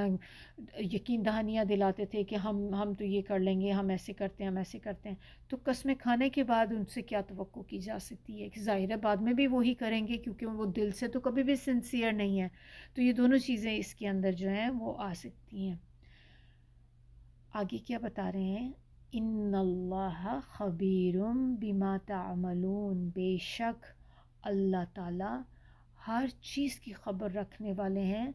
جو بھی تم کرتے ہو، یعنی کہ جو آپ عمل کر رہے ہیں، جو کچھ آپ کے دل میں ہے، اللہ کو اس ہر چیز کی خبر ہے، اللہ سب چیزوں کو جانتے ہیں۔ یعنی کہ تم لوگ اگر قسمیں کھا کے لوگوں کو اپنی بات کا یقین دلا بھی دو تو اللہ کے سامنے تو ان کی یہ چالاکیاں نہیں چلیں گی، اور یہ فریب جو وہ دے رہے ہیں جھوٹی قسمیں کھا کے، اور ان کی ساری ظاہری اور باطنی خباثتیں جو ہیں ان سے اللہ تعالیٰ واقف ہے، کہ اللہ تعالیٰ ہر چیز جانتا ہے۔ لوگ تو نہیں جانتے، کیونکہ ہم جن کے ساتھ بات کر رہے ہوتے ہیں ان کو تو نہیں پتہ کہ میرے دل میں اس وقت کیا چل رہا ہے، لیکن اللہ سے تو کوئی چیز چھپی ہوئی نہیں، اللہ تو دلوں کے حال جانتا ہے، پوری طرح باخبر ہے ہر چیز سے جو کچھ ان کے دماغ میں پک رہا ہے، اور وہ کسی وقت بھی تمہاری عیاری اور نفاق کا پردہ چاک کر سکتا ہے، کیونکہ اللہ تو قادر ہے ہر چیز پہ۔ اب اس سے آگے والی آیت دیکھیں، قل اطیعوا اللہ و اطیعوا الرسول، آپ کہتے ہیں، نبی صلی اللہ علیہ وسلم کو کہا جا رہا ہے کہ آپ کہہ دیں کہ اللہ کی اطاعت کرو اور رسول کی اطاعت کرو۔ فَإِن تَوَلَّوْا فَإِنَّمَا عَلَيْهِ مَا حُمِّلَ وَعَلَيْكُمْ مَا حُمِّلْتُمْ، تو بس جو کوئی بھی اس سے منہ پھیرے گا، یعنی اطاعت نہیں کرے گا، تو رسول کے ذمے تو وہی کچھ ہے جس کا وہ مکلف ہے۔ کس چیز کے مکلف ہیں وہ؟ نبی صلی اللہ علیہ وسلم تبلیغ کے، یعنی کہ پہنچا دینے کے، اور تمہارے ذمے وہ کچھ ہے جس کے تم مکلف ہو، اور تم کس چیز کے مکلف ہو؟ یعنی کہ ہم سب لوگ جو ہیں کس کے مکلف ہیں؟ اطاعت کے۔ تو یعنی کہ جو کوئی بھی اس سے منہ پھیرے اللہ کی اطاعت سے اور رسول کی اطاعت سے، تو وہ اپنی چیزوں کا ذمہ دار ہوگا، اور نبی صلی اللہ علیہ وسلم جو ہوں گے وہ اپنی چیزوں کے ذمہ دار ہوں گے۔ وَإِن تُطِیعُوهُ تَهْتَدُوا، اور اگر تم اطاعت کرو گے اس کی تو تم ہدایت پا جاؤ گے۔ وَمَا عَلَى الرَّسُولِ إِلَّا الْبَلَاغُ الْمُبِينُ، اور رسول کی ذمہ داری صرف یہ ہے کہ وہ صاف صاف پیغام پہنچا دے، اپنا پیغام آگے لوگوں تک پہنچا دیں۔ تو یہاں پہ ہمیں ایک یہ بھی پتہ چل رہا ہے کہ اس میں 3 طرح کی ذمہ داریاں ہیں۔ ایک ذمہ داری آپ دیکھیں کہ ایک اللہ کی ہے، ایک رسول کی ہے، اور ایک ہم انسانوں کی ہے۔ اللہ کی جو ذمہ داری ہے وہ کیا ہے؟ حساب لینا، انسان نے جو کچھ بھی دنیا میں کیا اچھا یا برا اس کا حساب لینا، اور پھر اس کے اعمال کے مطابق اس کو جزا یا سزا دینا۔ رسول کی ذمہ داری کیا ہے؟ کہ تمام جو باتیں اللہ تعالیٰ نے ان کو بتائیں، تمام شرائط جو چیزیں اللہ تعالیٰ نے بتائیں ان کو ایز اٹ از آ کے پہنچا دینا۔ اور ہماری ذمہ داری کیا ہے؟ اطاعت کرنا، اللہ کی اور اللہ کے رسول کی اطاعت کرنا، اور جو کچھ بھی بتایا گیا ہے وہ کرنا، اور ان کو سب شرائط کے ساتھ پورا کرنا، یعنی کہ جس چیز کو جس طریقے سے بتایا گیا ہے اس کو اسی طریقے سے کرنا ہے۔ ایسا نہیں ہے کہ ہم اس میں اپنے طریقے ایجاد کر لیں، اب یہ چیز ایک نئی ہے، اس میں یہ تو تھوڑی سی کمی لگتی ہے تو مجھے زیادہ سمجھ آ گئی ہے، میں اس میں نا تھوڑا سا اور ایڈ کر دیتی ہوں۔ نماز کے اندر تھوڑی سی چیزیں خود سے اور ملا لینی ہیں آپ نے جو ہمیں حدیث سے سنت سے ثابت نہیں ہے، تو ہمیں ان شرائط کو بھی فالو کرنا ہے کہ نبی صلی اللہ علیہ وسلم نے چیزیں تو ہمیں بتائیں، جس طریقے سے ان کو کرنے کا حکم دیا اس کو اسی طریقے سے کرنا ہے۔ اور یہ شرائط ہمیں پتہ کیسے چلتی؟ یہ ہمیں ظاہر نبی صلی اللہ علیہ وسلم سے پتہ چلتی کہ انہوں نے ہمیں یہ سارا کچھ جو ہے اس کا طریقہ بتایا۔ تو بیسیکلی اینڈ رزلٹ جو ہے وہ، یا سمری کہہ لیں اس آیت کی، وہ کیا ہے کہ رسول اپنی ذمہ داری پوری کرنے کا پابند ہے، اور تم اپنی ذمہ داری پوری کرنے کے پابند ہو۔ تو رسول صلی اللہ علیہ وسلم کی ذمہ داری جو ہے وہ تو اتنی ہی ہے کہ وہ تمہیں اللہ کا پیغام پہنچا دیں، اور وہ انہوں نے پوری کر دی۔ اور اب تمہارے ذمہ یہ بات ہے کہ تم اس کی بات سنو، اس کی اطاعت کرو، اور جس میں تم پس و پیش کر رہے ہو اور خالی قسمیں کھا کھا کے آئندہ کے لیے اطاعت کا یقین دلانا چاہ رہے ہو، لیکن یاد رکھو کہ اگر اس کے احکام کی تعمیل کرو گے تو اسی میں تمہارا بھلا ہے، دنیا میں بھی عزت اور آرام سے رہو گے اور آخرت میں بھی کامیاب رہو گے۔ اور اگر ایسا نہیں کرو گے تو اس میں رسول کا تو کچھ بھی نقصان نہیں،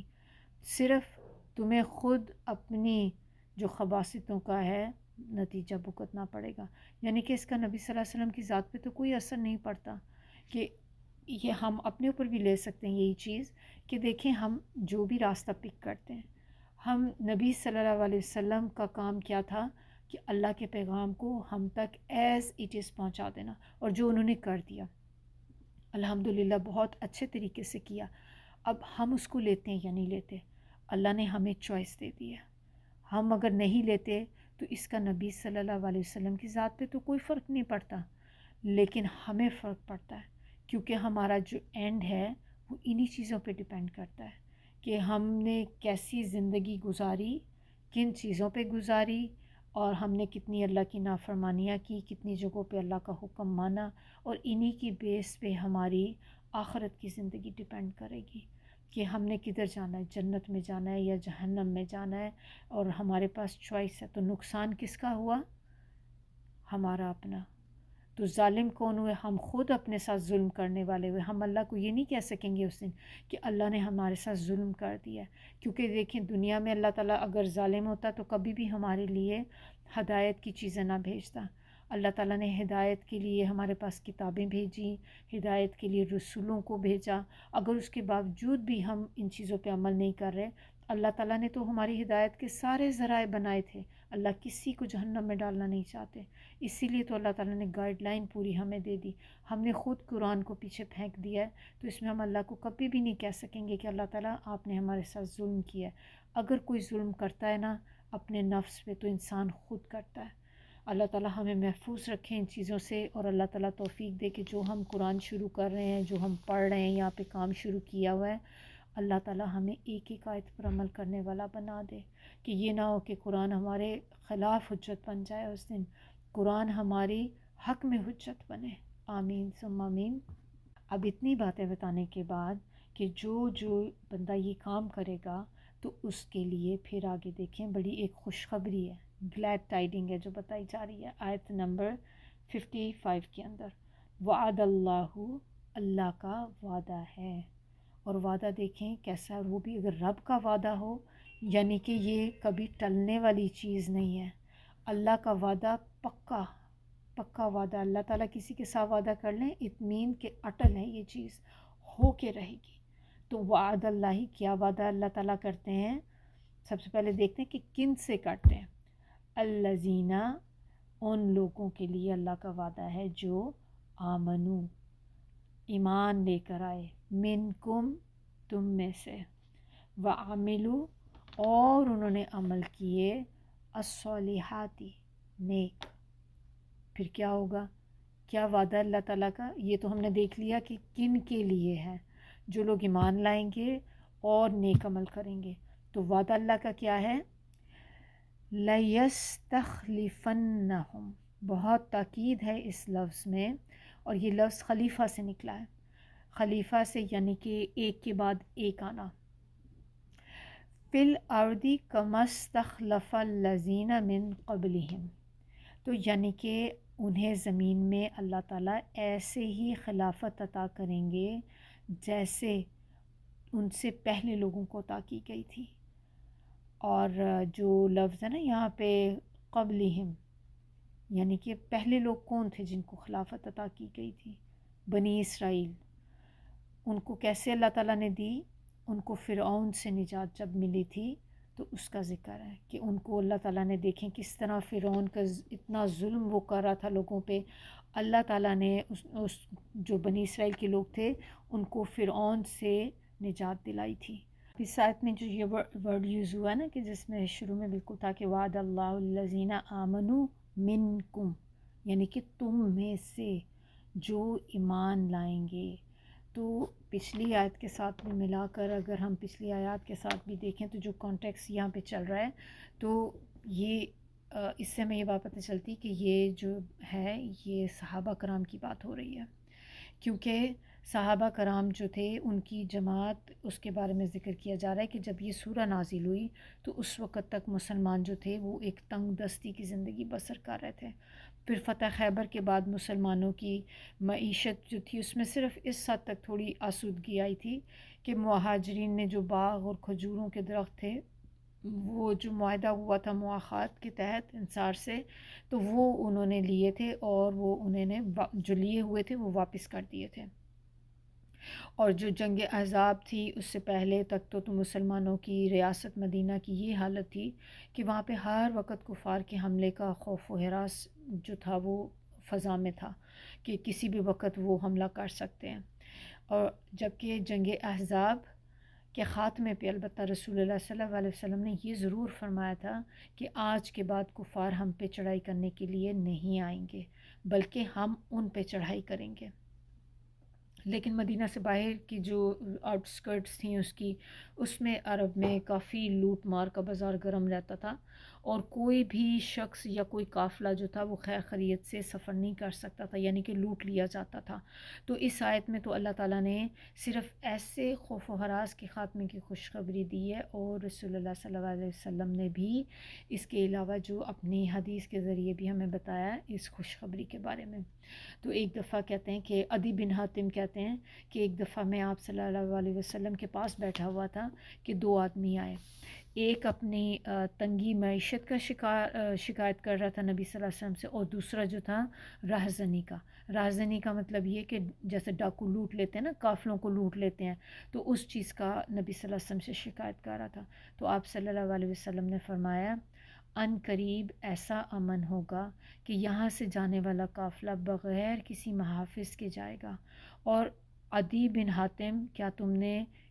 ہیرا دیکھا ہے؟ ہیرا جو ہے، انہوں نے کہا کہ نہیں، البتہ اس کی خبر ضرور ملی ہے۔ تو فرمایا کہ اگر تمہاری عمر زیادہ ہوئی تو تم دیکھ لو گے کہ ایک عورت ہیرا سے چل کے کعبہ کا طواف کرے گی، لیکن اس کو اللہ کے سوا کسی کا خوف نہ ہوگا۔ میں نے دل میں سوچا کہ قبیلہ بنو طے کے لٹیرے جنہوں نے تہلکہ مچا رکھا ہے وہ اس وقت کہاں جائیں گے؟ پھر نبی صلی اللہ علیہ وسلم نے کہا اور قیامت نہیں آئے گی کہ ایک شخص اپنا صدقہ لے کے چکر لگائے کہ اسے کوئی لینے والا مل جائے، لیکن اسے کوئی صدقہ لینے والا نہیں ملے گا، اور تم لوگ کسرا کے خزانے فتح کرو گے۔ تو میں نے کہا کہ کسرا بن ہرمز، آپ صلی اللہ علیہ وسلم نے اپنی بات جاری رکھتے ہوئے کہا، اور اے عدی، اگر تمہاری عمر لمبی ہوئی تو تم ضرور ایسے شخص کو دیکھو گے جو مٹھی بھر سونا یا چاندی لے کے ایسے آدمی کی تلاش میں نکلے گا جو اسے قبول کرے، لیکن اسے کوئی ایسا بندہ نہیں ملے گا۔ یہ بخاری کی حدیث ہے کتاب الزکوٰۃ میں۔ تو پھر سیدنا عدی کہتے ہیں کہ میں نے ہیرا سے چل کے کعبہ کا طواف کرنے والی عورت کو دیکھا جو اللہ کے سوا کسی سے نہ ڈرتی تھی، اور میں خود ان لوگوں میں شامل تھا جنہوں نے کسرا بن ہرمز کے خزانے فتح کیے۔ یہ بھی بخاری میں ہی ہے۔ تو یہ جو ان حالات میں ایک پیشن گوئی مسلمانوں کے لیے جو تھی، جب جس طرح کے حالات چل رہے تھے، یہ ایک بہت بڑی خوشخبری تھی، عظیم خوشخبری کہہ لیں ان کے لیے تھی۔ چنانچہ اس خوشخبری کا کچھ حصہ تو نبی صلی اللہ علیہ وسلم کی زندگی میں ہی پورا ہو گیا، جیسے کہ فتح مکہ کی صورت میں، اور اس سے پھر یہ ہوا کہ پھر اس کے بعد برات جو کی اعلان کی کہ اس کے آج کے بعد کوئی بھی لوٹ مار نہیں کر سکے گا، تو وارداتیں بھی ختم ہو گئیں اور صحابہ کرام کو آسودگی بھی تھوڑی میسر آ گئی، لیکن عرب سے باہر ابھی بھی اس طرح کی ہی فضا خوف و ہراس کی تھی جو وہ تھی۔ لیکن کہتے ہیں کہ جو خلفائے راشدین کے زمانے میں جب خلفائے راشدین کا دور آیا تو اس میں پھر یہ باقی چیزیں بھی پوری ہو گئیں، جیسے کہ حضرت عثمان رضی اللہ کا دور جب تھا تو اس میں کہتے ہیں اتنی آسودگی ہو گئی تھی کہ ایک شخص اپنی زکوٰۃ کو ادا کرنے کے لیے نکلتا تو اسے کوئی مستحق زکوٰۃ شخص نہیں ملتا تھا کہ جس کو وہ اپنی زکوٰۃ دے دے۔ تو جو یہاں پہ خلیفہ بنانے کی بات ہو رہی ہے تو اسی سے اگر آپ دیکھیں کہ اللہ تعالیٰ نے پھر مسلمانوں کو کس طرح فتح نصیب کی، آسودگی ان کو پہنچائی اللہ تعالیٰ نے، تو کہتے ہیں کہ صحابہ کرام نے جو نظام میں خلافت قائم کیا تھا وہی اللہ کے ہاں پسندیدہ دین ہے، اور اللہ نے اسی دین کو ان کے لیے پسند فرمایا تھا، جس کی مثال ہمیں جو ہے سورہ حج کی آیت نمبر 41 سے ملتی ہے کہ ایسے مومنوں کو جب ہم اقتدار بخشتے ہیں تو وہ نماز اور زکوٰۃ کا نظام قائم کرتے ہیں، بھلے کاموں کا حکم دیتے ہیں اور برے کاموں سے روکتے ہیں۔ اب یہ جو آیت ہے بیسکلی صرف یہ ان کے لیے، صحابہ کرام کے لیے ہی نہیں ہے، بلکہ آنے والے مسلمانوں کے لیے، ہم سب کے لیے یہ آیت جو یہ کرتی ہے، تو جیسے ان کے لیے تھی تو اسی طرح، لیکن اس کے لیے ظاہر ہے وہ شرائط ہیں کہ وہ کام ہمیں کرنے پڑیں گے، وہ اعمال صالح جو کرنے پڑیں گے، اور وہ کیا ہوں گے، تو وہ ہم دیکھ لیتے ہیں کہ وہی جو ہمیں اس آیت سے ہمیں پتہ چلتے ہیں کہ سب سے پہلی شرط کیا ہے کہ انسان کو سچا مومن ہونا چاہیے، ایمان لے کر آئے، مومن ہو اور سچا مومن ہو، اعمال صالحہ کریں، نیک اعمال کریں، نیک کام کریں، نماز کا نظام جو ہے وہ قائم کریں، زکوٰۃ قائم کریں، اچھے کاموں کا حکم دیں، برے کاموں سے روکیں، اور مقصد ہمارا جو ہے محض اللہ کے دین یا نظام خلافت کا قیام ہو، اپنی کوئی ذاتی غرض اس میں شامل نہ ہو، صرف اللہ کے دین کو پھیلانے کے لیے کام کریں، اللہ کے دین کو آگے لے جانے والے کام کریں، اور اس کے لیے نہ صرف کام کریں، ہر ممکن کوشش بھی کریں، جتنی اپنی کوشش کر سکتے ہیں اپنی ہمت کے حساب سے، اتنی ہر بندے کو اس میں اپنی ایفرٹس ڈالنی چاہیے، اور ہماری زندگیاں جو ہیں وہ شرک سے بھی پاک صاف ہوں، کہ یہ بھی ہو کہ ہم ایک طرف تو اللہ کی عبادت کرتے ہیں، ہم منہ سے ہم بڑے کہتے ہیں، اور ادھر ہم کوئی ایسے کام بھی کر رہے ہیں جو شرک کے اندر آ جاتے ہیں، تو ان چیزوں کا بھی خیال رکھنا بہت ضروری ہے، اور پھر اللہ سے ڈرنے والے ہوں، کہ صرف اللہ سے ڈریں، لوگوں سے نہ ڈریں، اور ہم اپوزٹ کرتے ہیں کہ ہم لوگوں سے تو ضرور ڈرتے ہیں لیکن ہم اللہ سے نہیں ڈرتے، ہم جب گناہ کرتے ہیں تو ہمیں یہ ضرور ڈر ہوتا ہے کہ لوگ نہ دیکھ لیں، کوئی ہمیں دیکھ نہ لے، لیکن ہمیں اللہ کا ڈر نہیں آتا کہ جب ہم یہ گناہ کر رہے ہوتے ہیں کوئی دیکھے یا نہ دیکھے لیکن اللہ تو دیکھ رہا ہے، تو اللہ کا ڈر رکھنے والے ہوں ہم، اور اللہ پر توکل کرنے والے ہوں، اور پھر یہ کہ جو بھی مشورے، جو بھی کام کریں وہ آپس میں ایک یونائٹ ہو کر کریں، اتحاد کے ساتھ، آپس میں ایک دوسرے کے ساتھ مل جل کے کام کریں، ایک تبھی تو کمیونٹی، ایک معاشرہ جو ہے وہ جنم لیتا ہے۔ پھر یہ کہ ہم آپس میں ایسی چیزوں سے بچیں جس سے تفرقہ بازی ہو، جس میں انسان ٹکڑے ٹکڑے ہو جاتا ہے، فرقے فرقے میں بٹ جاتا ہے، ایسی چیزوں کو اوائڈ کرنے کی کوشش کریں، کیونکہ قرآن کریم نے تفرقہ بازی جو ہے نا اس کو بھی ایک شرک کی قسم ہی کہا گیا ہے، کہ جب انسان آپس میں فرقے فرقے میں بٹ جائے گا تو یہ بھی ایک شرک کی ہی قسم ہے۔ تو اگر مومن اور یا ہم سب لوگ یا مومن لوگ ان چیزوں کو اپنا لیں گے تو دیکھیں کوئی وجہ نہیں ہے کہ اللہ ان سے کیا ہوا وعدہ اپنا پورا نہ کریں، تو جو بھی یہ سارے کام کرے گا تو اللہ تعالیٰ ان کو خوف کی حالت ان کی جو ہے اس کو امن میں بدل دیں گے، اور اللہ تعالیٰ آگے کیا کہہ رہے ہیں، یعبدوننی لا یشرکون بی شیئا ومن کفر بعد ذالک فاولئک هم الفاسقون۔ تو یہاں پہ اللہ تعالیٰ بتا رہے ہیں کہ وہ میری عبادت کریں گے، میرے ساتھ شریک نہیں کریں گے، اور جو کوئی بھی یہ سارا کچھ سننے کے بعد، یعنی کہ اللہ تعالیٰ کے مومنوں یا صحابہ کرام سے جو ایسا وعدہ کیا گیا اور پکی خوشخبری کے بعد بھی ان کا ساتھ نہیں دے گا اور کفر اور نفاق کی راہ اختیار کرے گا، تو پھر ایسے لوگ یقیناً بد کردار ہیں۔ اور اس کا علماء نے اس کا یہ بھی ایک مطلب بیان کیا ہے کہ خلفائے راشدین کی خلافت قائم ہونے اور دین کے مضبوط ہونے کے بعد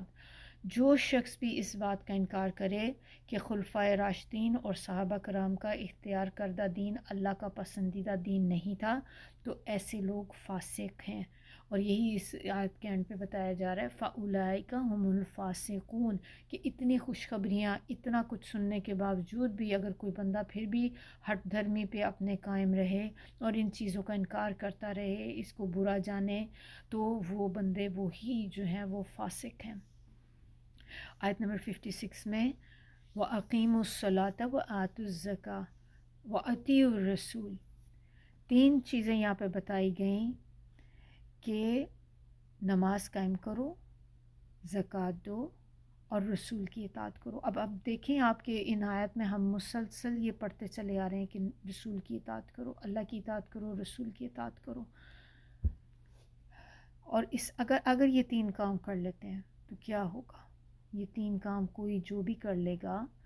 لعلکم، تاکہ ترحمون، تم رحم کیے جاؤ، تم پہ رحم کیا جائے.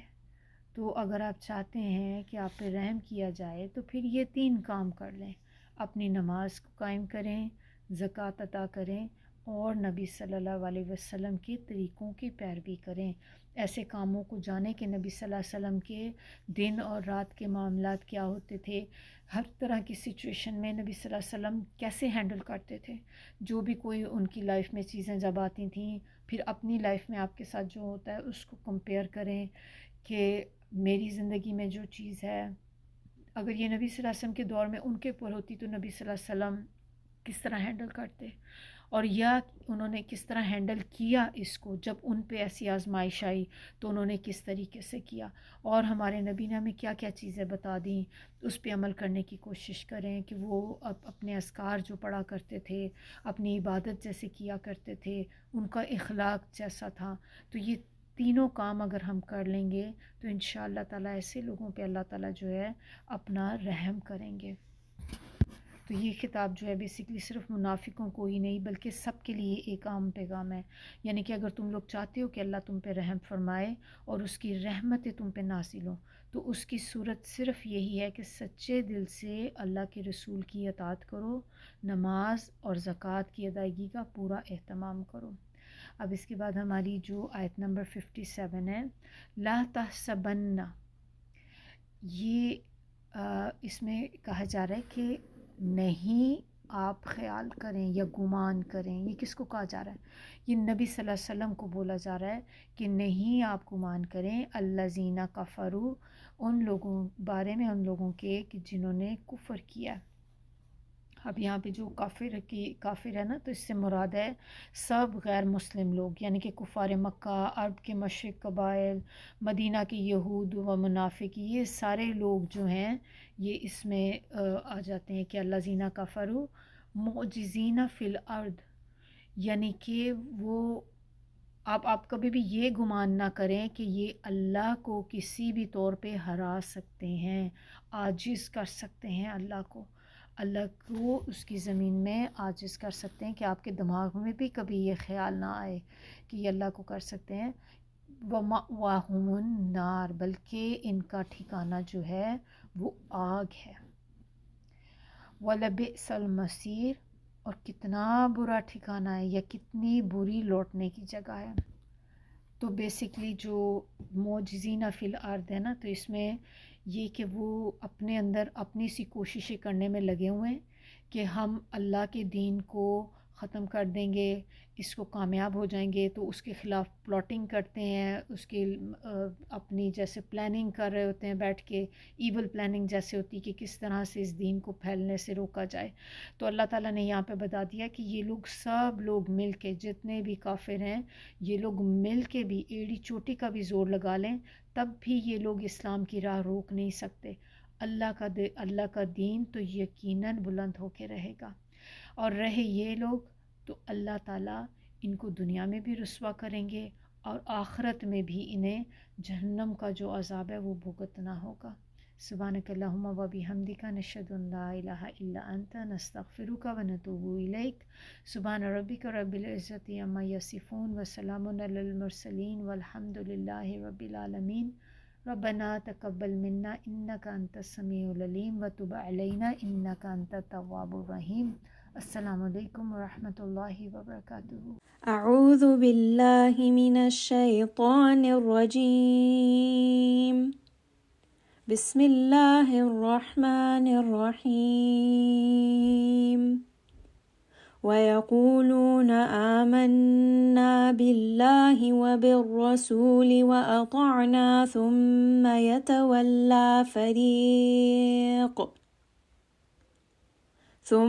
يَتَوَلَّى فَرِيقٌ مِّنْهُمْ مِّن بَعْدِ ذَلِكَ وما أولئك بالمؤمنين وإذا دعوا إلى الله ورسوله ليحكم بينهم إذا فريق منهم معرضون وإن يكن لهم الحق يأتوا إليه مذعنين أفي قلوبهم مرض أم ارتابوا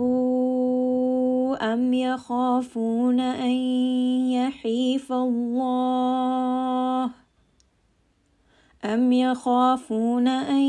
يحيف الله عليهم ورسوله بل أولئك هم الظالمون إنما كان قول المؤمنين إذا دعوا إلى الله ورسوله ليحكم بينهم أن يقولوا سمعنا وأطعنا وأولئك هم المفلحون ومن يطع الله ورسوله ويخشى الله ويتقه فأولئك هم الفائزون وأقسموا بالله جهد أيمانهم لئن أمرتهم ليخرجن قل لا تقسموا طاعة معروفة إن الله خبير بما تعملون قل أطيعوا الله وأطيعوا الرسول فإن تولوا فإنما عليه ما حمل وعليكم ما حملتم وإن تطيعوه تهتدوا وما على الرسول إلا البلاغ المبين وعد الله الذين آمنوا منكم وعملوا الصالحات ليستخلفنهم